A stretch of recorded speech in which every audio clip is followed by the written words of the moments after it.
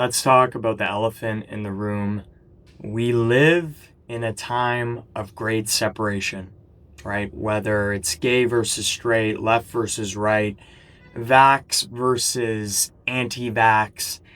And the question is, how do we connect and have dialogues with people who are different than us? I want to introduce a whole new approach to understanding these differences and flipping them on their head, right? Often we think that these differences are a bad thing. Yet instead, what we can do is we can celebrate them and we can see that they add variety to our lives and our social interactions. And so when we find out about these differences, instead of telling ourselves in our brains, they're not one of us, we can tell ourselves in our minds, wow, an opportunity for learning and curiosity. I wrote an article recently called Your Life Philosophy Sucks. And it explores how many people just have a radically different life philosophy than me. They may not be pursuing joy. They may not be pursuing the same goals and feelings as I am. And they may express themselves very differently. And so I don't know what's actually going on for them. But what I concluded in the article is that I can learn a lot from other people's life philosophies, even if they're not optimized for self-discipline joy. And really, that's the essence of my life philosophy, self-disciplined joyfulness, right?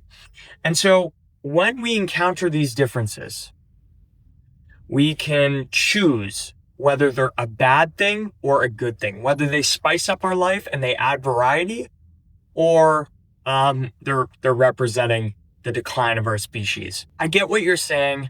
When people are closed-minded and they don't want to learn about your life philosophy, it can drain your energy and be unappealing.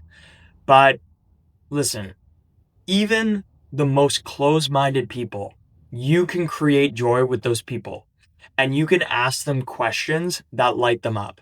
And so what if you're talking about their beliefs that you don't agree with? If they're lit up, you're going to feel great because this is how emotional synchrony works. And so I really want you to keep this mantra with you. Celebrate the differences. Celebrate the differences in cultural backgrounds, in beliefs, in political leanings, right? We can learn so much from all these differences and we can literally become a traveler.